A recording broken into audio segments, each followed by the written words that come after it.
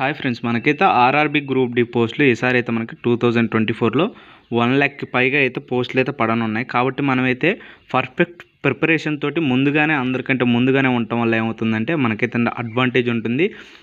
RRB group డికి cut off కూడా 100కి వచ్చేసి 60 to 70 ఉంటుంది. కాబట్టి మనకి ఈజీగా అయితే మనకి జాబ్ అయితే వస్తుంది. అంటే కేటగిరీ వైజ్గా ఇది అనేది మారుతూ ఉంటుంది కట్ ఆఫ్. మనకైతే ఖచ్చితంగా అయితే ప్రాక్టీస్ చేసుకొని కొంచెం ఎఫెక్ట్స్ తోటి ముందు నుండే జాగ్రత్తగా ఉంటే ఈజీగా అయితే ఈ కట్ ఆఫ్ని అయితే మనం బీట్ చేయొచ్చు అనమాట. ముందుగా మనం చూసుకుంటే దీనికి 4 సబ్జెక్ట్స్ ఉన్నాయి.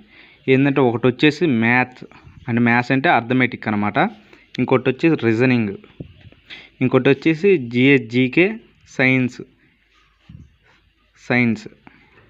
మనం చూసుకుంటే ఇందులో మనకి మ్యాథ్స్ రీజనింగ్ అంటే చాలా సింపుల్గా ఉంటుంది. బేసిక్ లెవెల్ 10th బేసిక్ పోస్టులు కాబట్టి మ్యాథ్స్ రీజనింగ్ వచ్చేసి మనకి చాలా సింపుల్గా ఉంటుంది అనమాట. ఈ రెండింటి నుండి ఒక 50 క్వశ్చన్స్ అయితే వస్తాయి, 50 దాకా. దాదాపు మ్యాథ్స్ స్టూడెంట్స్ ఎవరైతే ఉన్నారో వాళ్ళు రీజనింగ్ ప్రాక్టీస్ చేసుకుని మ్యాథ్స్ కొంచెం టచ్లో ఉంటే ఈజీగా అయితే 50కి 50 అయితే మనం ఈజీగా పెట్టేచ్చు అనమాట. మ్యాథ్స్లో అయితే ఎలాంటి తప్పులు పోయినా ఒకవేళ మిస్టేక్స్ అయినా కూడా మనకి రీజనింగ్ నుండే మిస్టేక్స్ అయితే కొన్ని లాజికల్గా మనం అనాలిసిస్ చేసేటప్పుడు జరుగుతాయి. కానీ మ్యాథ్స్ అయితే చాలా బేసిక్ లెవెల్ అనమాట. 10th బేసిక్ తోటి ఉంటుంది. నేను కూడా దీనికి ఒక 10 ప్రీవియస్ ఇయర్ పేపర్లు అయితే చూడటం జరిగింది. మ్యాథ్స్ అయితే చాలా బేసిక్ లెవెల్ ఉంది. మనకు రీజనింగ్ వచ్చేసి కొంచెం టఫ్, మన నాలెడ్జ్ని అయితే పరీక్షిస్తాడు అనమాట. ఇంత కొంచెం టఫ్గా అనిపిస్తుంది. అలాగే జిఎస్జీకే చూసుకుంటే ఆర్ఆర్బీ గ్రూప్ డికి మనకి జిఎస్జీకే అనేది మస్ట్ అండ్ షుడ్ అనమాట. ఇప్పుడు మ్యాథ్స్ రీజనింగ్ వచ్చిన వాళ్ళకి, ఎవరికైతే మ్యాథ్స్ స్టూడెంట్స్ ఉంటారో లేకపోతే 10thలో మ్యాథ్స్ బాగా విని కొంచెం మ్యాథ్స్లో ఎవరికైతే ప్రాక్టీస్ ఉండే అడ్వాంటేజ్ ఉంటుందో వాళ్ళకు వచ్చేసి కొంచెం ఎఫెక్ట్ పెట్టి జిఎస్జీగా చదివితే వాళ్ళకైతే ఈజీగా ఆర్ఆర్బీ గ్రూప్ డి అనేది క్రాక్ చేయొచ్చు. ఎవరికైతే మ్యాథ్స్లో ఎక్కువ ప్రాక్టీస్ లేదో, ఎవరైతే బిగినర్స్ ఉంటారో వాళ్ళ వరకైతే జిఎస్జీకే అనేది ఎక్కువగా చదవాలి. మనం ఏ విధంగా చదవాలి, ఏ సబ్జెక్ట్ చదవాలి, మ్యాథ్స్లో ఏ టాపిక్స్ ఎక్కువ ప్రిపేర్ కావాలి, అలాగే రీజనింగ్లో ఎందులో మిస్టేక్ చేసే అవకాశం ఉంటుంది, మనం స్పీడ్ని ఎలా ఇంప్రూవ్ చేసుకోవాలో చూద్దాం. అలాగే జిఎస్జీకేలో మొత్తం చదవాలంటే ఎవరి వల్ల కాదు. మనకి ఎస్ఎస్సిలో అడిగినట్టు జిఎస్జీకే, స్ట్రాటజీ జీకే వీటి మీద ఎక్కువ పెట్టకుండా సైన్స్కి సంబంధించిన ఫిజిక్స్, బయాలజీ వీటిలో ఎక్కువ అడుగుతారు అనమాట. ఇది కూడా 10th బేసిక్ అనమాట. ఓన్లీ కేవలం 10th బేసిక్ ఫిజిక్స్, బయాలజీ అడుగుతారు. మనమైతే బిట్ వైజ్గా కొన్ని ప్రీవియస్ పేపర్లు తీసుకొని బిట్స్ ప్రాక్టీస్ చేద్దామని అయితే ఎప్పుడు మీరు అనుకోకండి. అలా ప్రాక్టీస్ చేస్తే మీకైతే ఆర్ఆర్బీ గ్రూప్ డి రాదు. ఫిజిక్స్లో వాడు సింపుల్ క్వశ్చన్స్ అడిగినా కూడా చాలా తెలివిగా